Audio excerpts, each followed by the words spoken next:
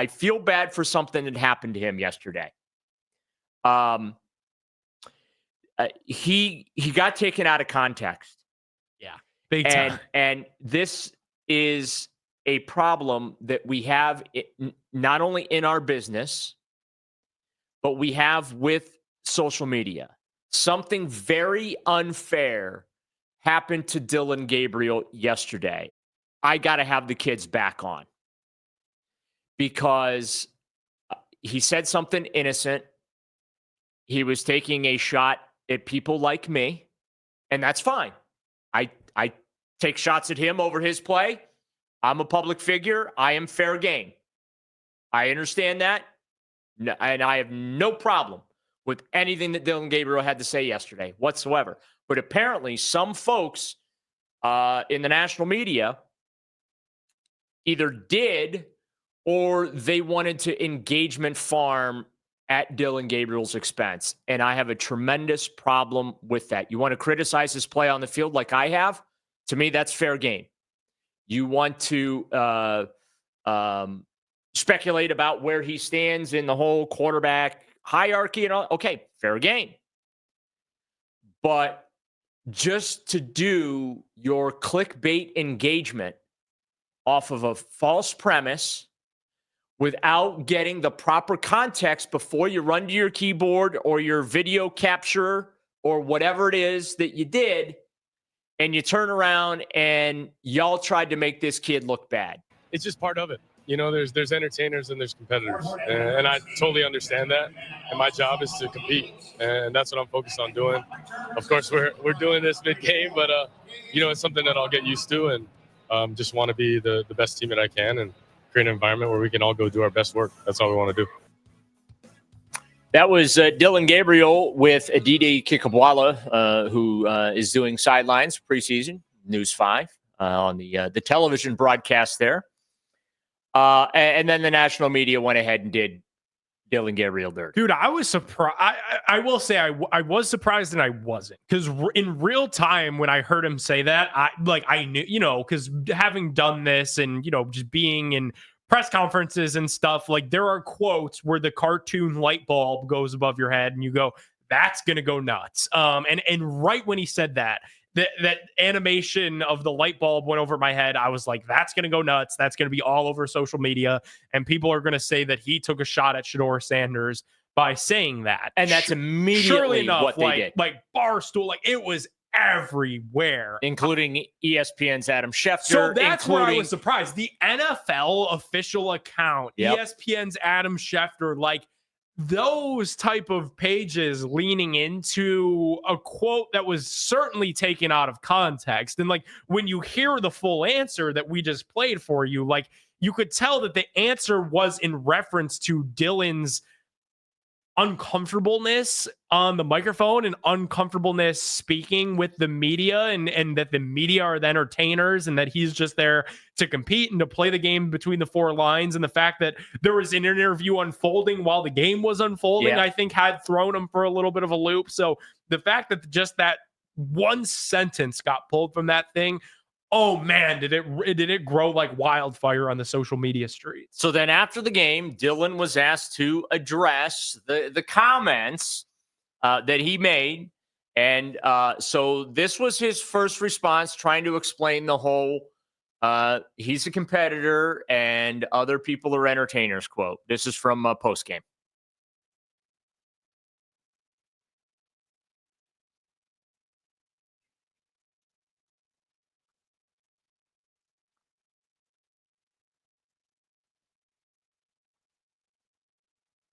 And then, follow-ups happen, and he was asked, I guess, directly, were you lobbing a grenade in Shedeur Sanders' space? Because Shedeur is a competitor, but he is also an entertainer. And again, this is, everyone wanted to take and run with the ball yesterday that he was taking a shot at Shedeur Sanders, and that was not the case. I'm all about our team, you know what I mean, and each other. I would never make that, and I've said it before. That's why it's interesting. But for me, I've explained it. Entertainers are you all, competitor. That's what I am, and all my teammates, and we both have jobs to do. That's it. Yeah, and and look, this is the current media sphere that we live in. Everyone wants to grab their jump to the conclusions mats and, try and get their own viral engagement and whatnot. And look, that's just not. It just wasn't what happened yesterday was not fair to Dillon. And I understand his frustration. One, because people like me have been saying how just god awful he's been in training camp, which, by the way, he has been. And then he turned around and gives this very honest, innocuous quote in response to a great question from Aditi Kinkhabwala on News 5 during the television broadcast. And everybody takes it out of context and runs with it.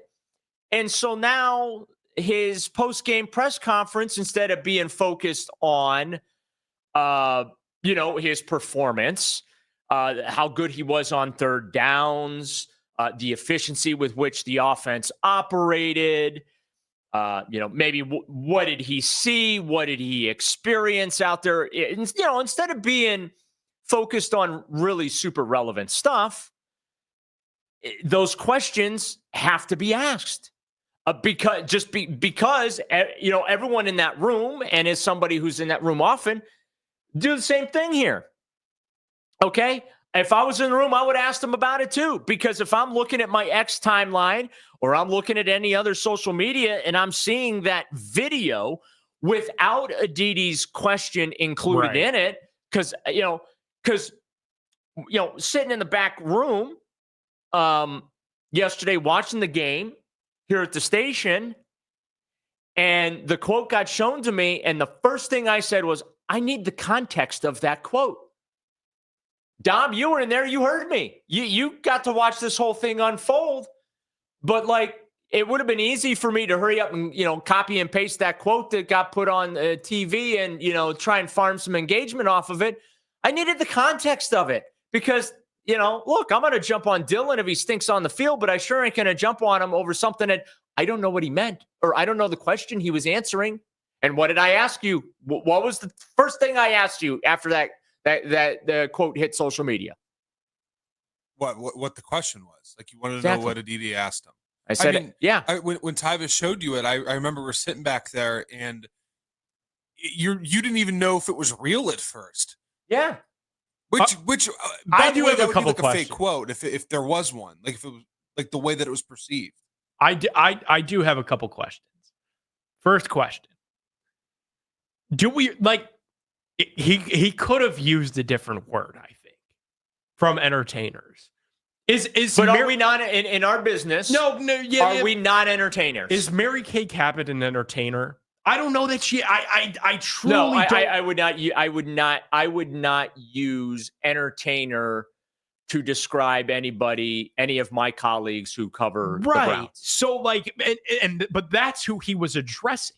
He was addressing Mary Kay and Dan Lobby, who's going to join us at noon here on the program. He's addressing the report. I think he was trying to say the media. Misguided would be my word, because no, they're not entertainers. They're there covering the team. And even Daryl, okay, so you are an entertainer as an analyst. Depends who you ask, by the way. But isn't it also your job to communicate what's happening on the field? The same way that it's Mary Kay's job to be objective and to be the bridge between the organization and the fans. That's how I've always viewed somebody like Mary Kay. She's going to shoot it straight and she's going to communicate what's actually happening behind closed doors or where the fans can't actually get to. And on the show, that's what makes our dynamic kind of cool, because you're actually in there and you see first that you have a first-hand account as to what's unfolding. So when you're saying Dillon Gabriel doesn't look very good, it's not that you're saying that to try to get us clicks or to drum up interest about this four-man quarterback competition. You are bridging the gap as to what's actually happening behind sometimes closed doors in Berea, and explaining to the fans that the dude that they spent a top 100 draft pick on has yet to have a good day at practice. I wouldn't necessarily say that's being an entertainer. To me, thinking of an entertainer, MGK, entertainer. Well, like, what though? I have to wear, like, when I posted, she shouldn't be ahead of the ball boys. I was trying to be entertaining with that. I was trying to be engaging with it. I was being a little flippant, and Sure. smart alecky, and look, I accept responsibility for that. I know there are people with the Browns that took exception to what I had posted, and they did not appreciate it, and they were upset with it, and I get it.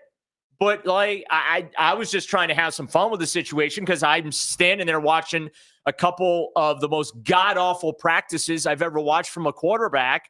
And I'm standing there thinking, you keep giving this guy first-team reps. He's showing me nothing in which he looks like he deserves this opportunity. You won't even give Shedeur Sanders a first-team rep.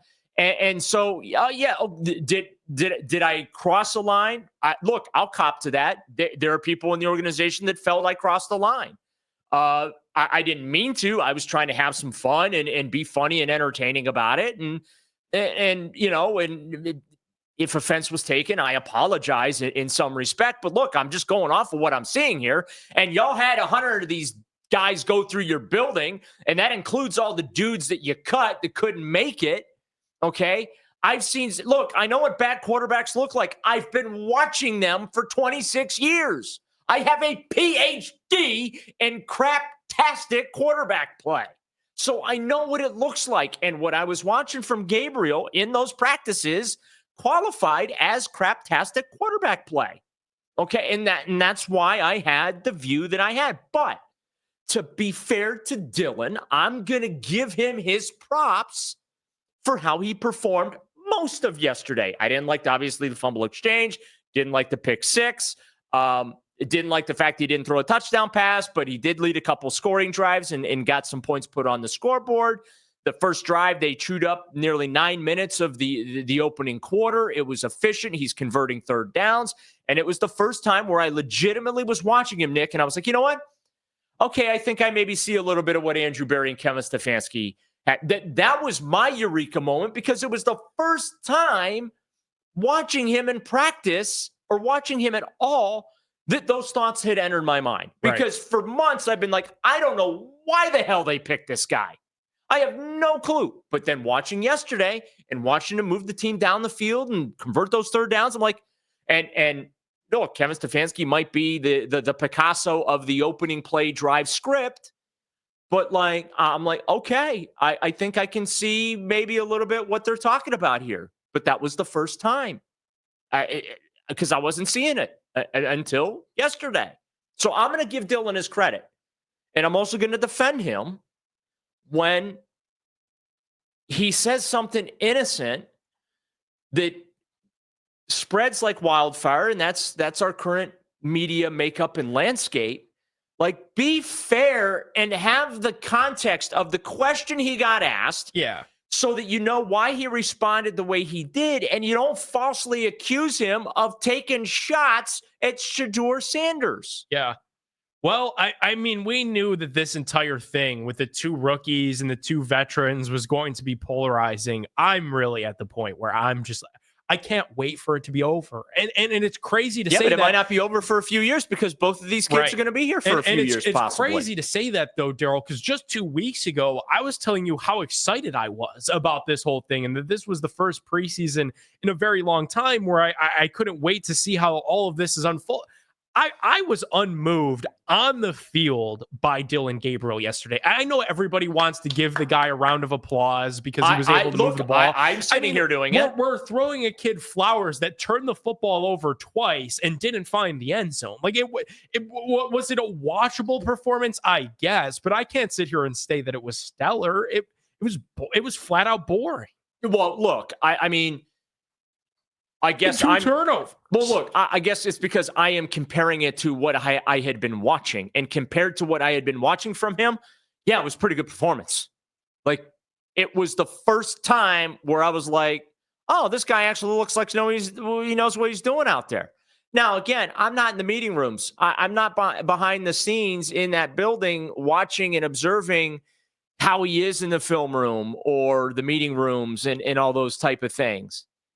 But it was like, okay, yeah, he looks like he knows what he's doing. And it was somewhat refreshing to watch. And I am willing, Nick, to give him credit for that. As somebody who's been his loudest critic, or one of his loudest critics, This is a guy that I'm willing to give him credit for what he did yesterday. They've been giving him first team reps. Like, this is a guy that's going to start games. They're starting quarterback. Like, fire up the mock drafts, man. That's all I have to say. Like, the wind has been removed from my sails.